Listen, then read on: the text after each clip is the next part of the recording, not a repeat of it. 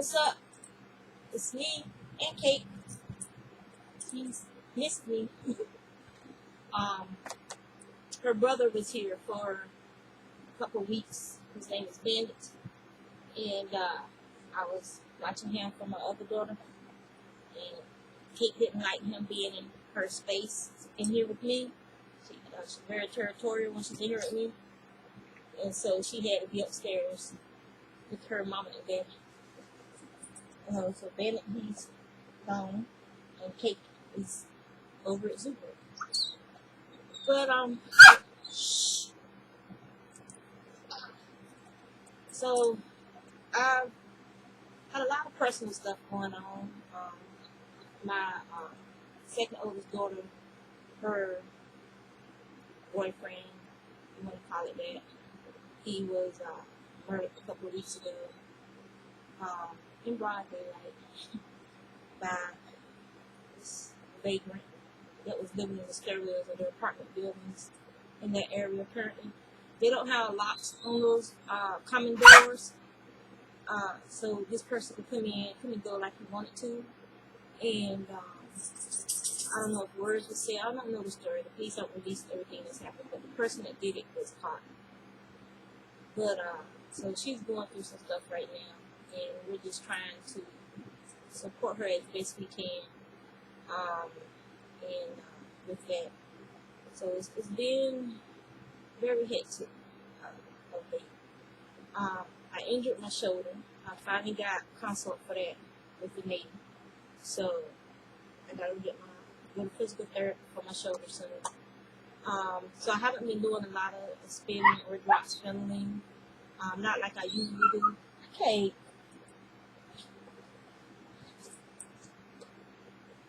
Retreat. Get down.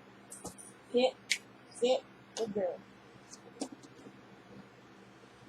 Stay. Stay. No. Stay. No cutie. No. Trying to be cute. Go get it. You ain't getting another. Yeah, there. Not this. So all that's been going on, as well as other issues, that came after his death. So we're trying to deal with it as best we can, and get arrangements made for him. His parents had already predeceased him. He has a daughter, but she's a minor. She's only like 6 or 7 years old. I don't even think she's 8. So she can't really do anything. So we're trying to figure something out. He was a good person, and no one deserves to be gunned down. No one deserves to be gunned down for nothing. Stop, Kate. Stop it. I'm just jealous. Hey, talk to the camera. So that's where I've been. I have finished a couple of items, some baby stuff, but I've already given it to the people. Stop it. Get up. Here. Where's your ball? Yeah. Find your ball. Bad girl. So I really don't stop it. Have anything new to show you. About to get put out. Keep it up. So I finished the blanket I'm working on. I don't know if I showed you guys that blanket. It was the granny square blanket. It started out as a solid granny square, and then I transferred over to doing like a traditional granny square. But it's in all different shades of purples and black, and it's like a lap blanket, something to throw in the back of your sofa to use and whatnot. So I finished that. This is how far I've gotten on my brother-in-law's king size blanket. And this is actually a turquoise lime green It's actually a turquoise, but it's showing up as baby blue. It's not baby blue. Other thing I've been working on is my husband's sock. And you should be proud to see how far it is now. Mind you, he wears a size 12. So, haha, this is only the beginning. So, I have my afterthought heel in. Right here. I have the marker for the afterthought here right there. This line right there. And so I've been having him try it on as we go. So yeah. At first I thought it was gonna be too big, but when he tried it on, it was nice and snug. So yeah, he got big feet. I think I'm trying to remember, but I think it's 18 times 4. Oh, I'm like, she's laying on my foot now, which is another reason why I haven't been doing a lot of spinning, because her brother is the same needy way. They like to lay on your feet to make sure that you're right, near them. And if you get ready to move, if they're sleeping, it'll wake them up, and then they can they're like, okay, you get ready to go somewhere, you ain't gonna go without me, kind of thing. They're very easy. I actually miss Bandit, but that dog, oh my god, he sheds like no man's business.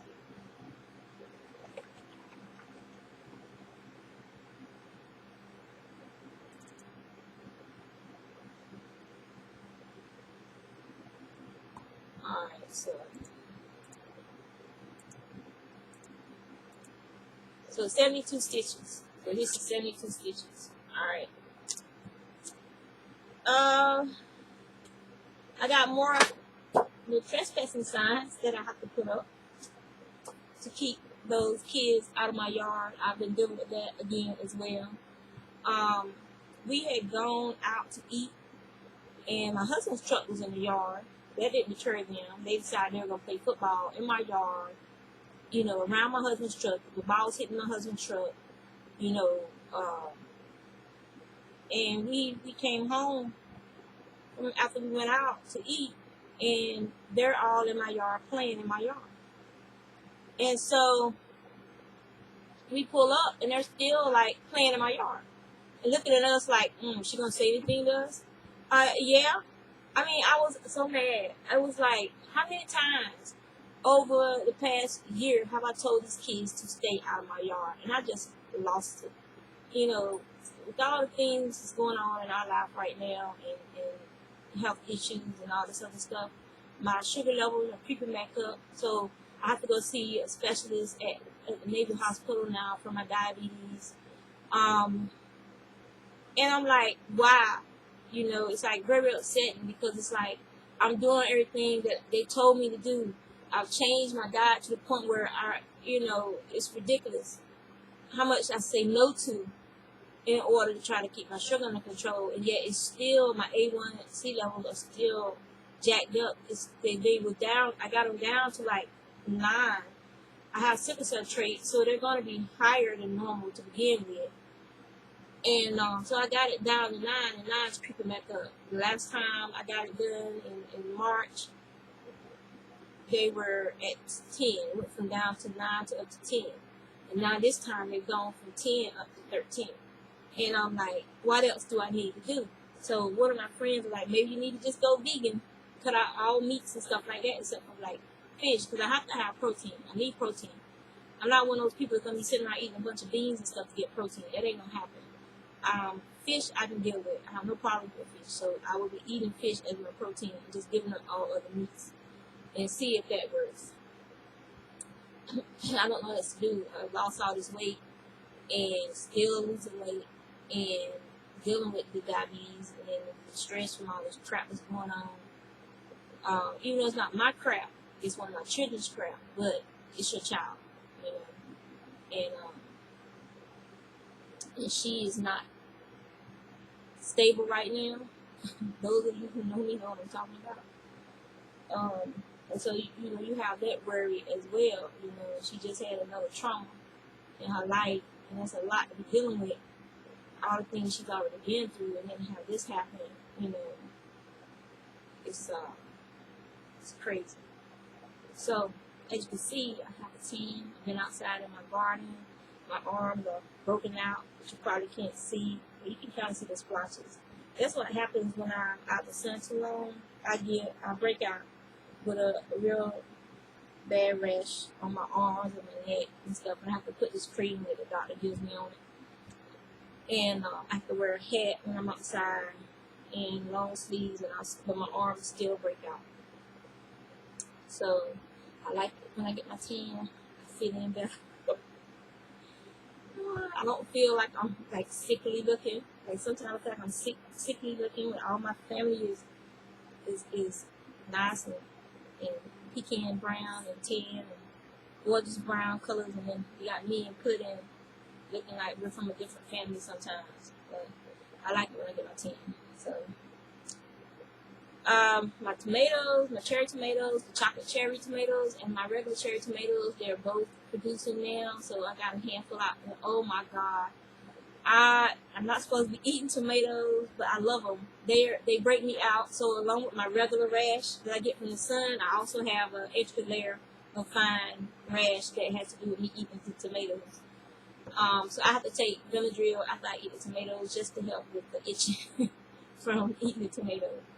But I love tomatoes. I will continue to grow them. I will stop eating them if the doctor says I'm afraid they may cause a serious anaphylactic reaction other than my skin breaking out and the itching. I've never had a problem with my throat or my face, you know, tongue swelling, face swelling, stuff like that with the tomatoes. So, knock on wood, I won't have one. But yes, I'm getting tomatoes and jalapenos and the California bell peppers.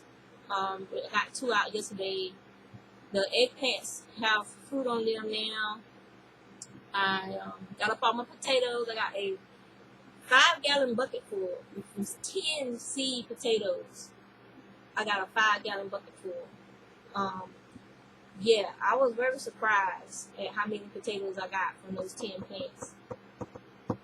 Very surprised. So, and I've been getting greens out. Kale, the dinosaur kale did wonderfully. So it's beautiful. I've been giving it to one of my friends who makes smoothies and stuff, and she brings me one in the morning at work from the kale I've been giving her, and it's so freaking delicious. It's like, I can't remember everything she puts in it, but it's delicious. And so I gave some of my greens to my neighbor down the street, whose name is also Juanita. She's an elderly lady. And I've always given stuff to her because, you know, I felt, you know, it helps supplement her. She's from the South, and she's not just going to get fresh stuff unless, you know, grocery store fresh, but not, you know, fresh picked up day. So I always like taking stuff down to her. And she's very appreciative. And of course, my neighbor T, I take stuff to him, and Mr. Carter across the street, I'll give him stuff. And that's pretty much it in my neighborhood who I give stuff to. There's a couple people at work I give stuff to. And, because my family's not going to eat it all, and I'm not going to cook it all.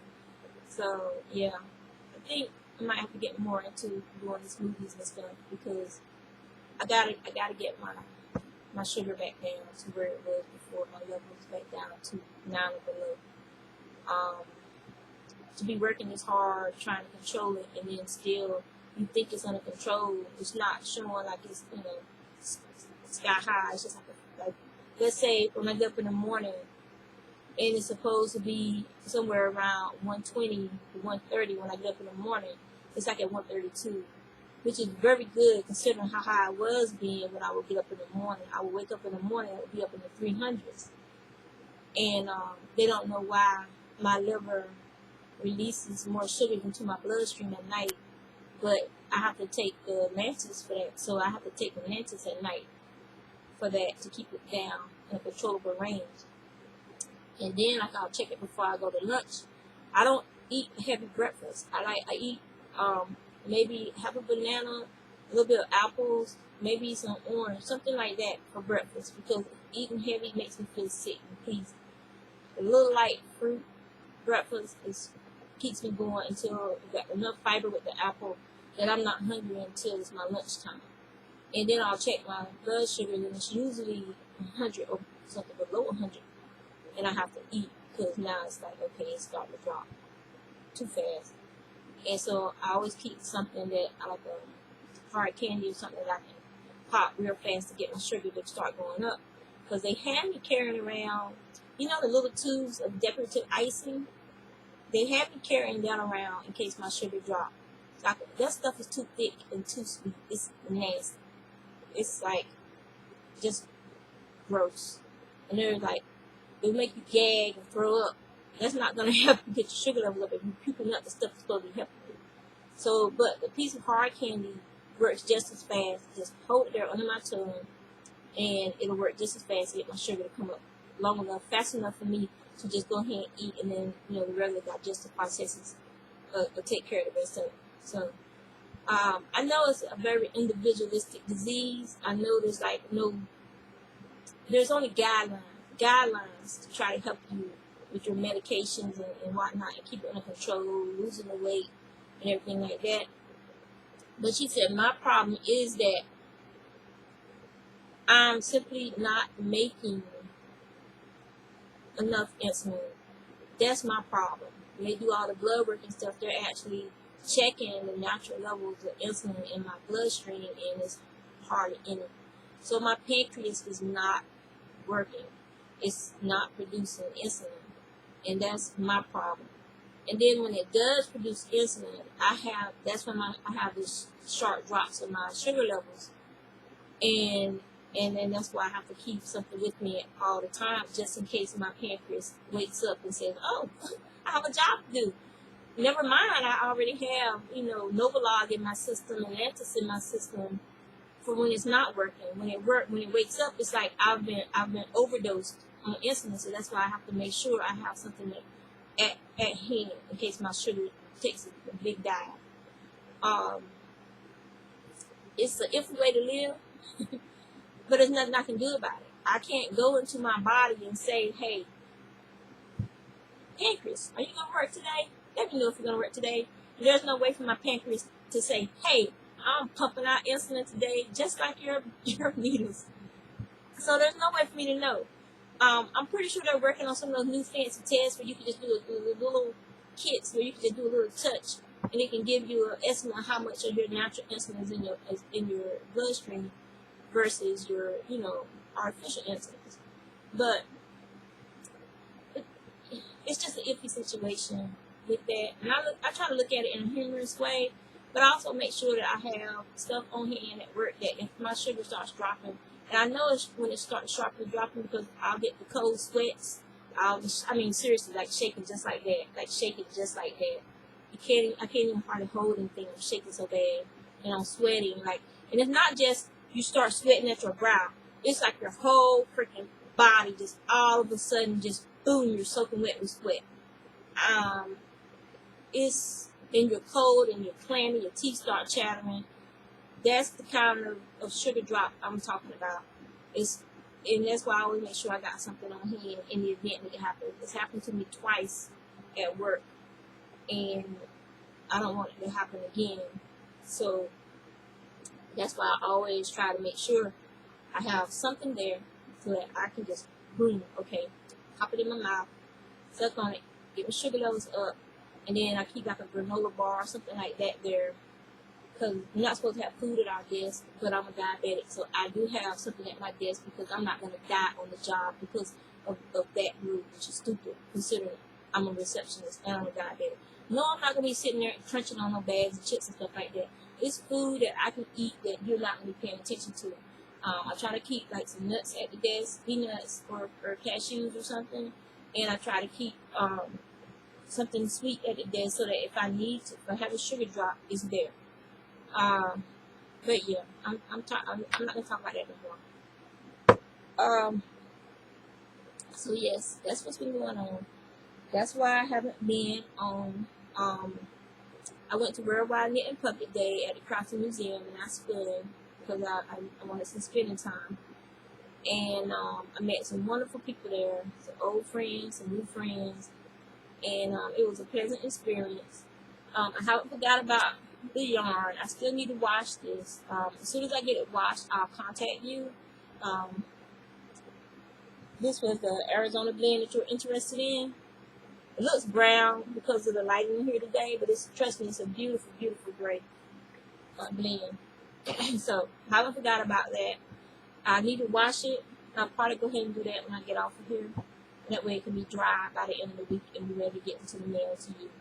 I'll contact you when it's dry, and then we can make arrangements from there. You know who you are. I may be busy spinning. There's a lady who wants some of her pets fur spun. I don't know if the pet passed away or is sickly, or she just wants some yarn with her pet's fur. So hopefully that'll come to fruition. Because who says no to extra money? I don't.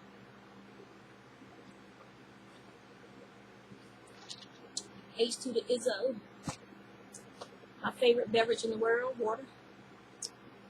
So yeah, seriously, that's all I've got going on. And it was kind of boring because I was hoping to be spinning all kinds of stuff.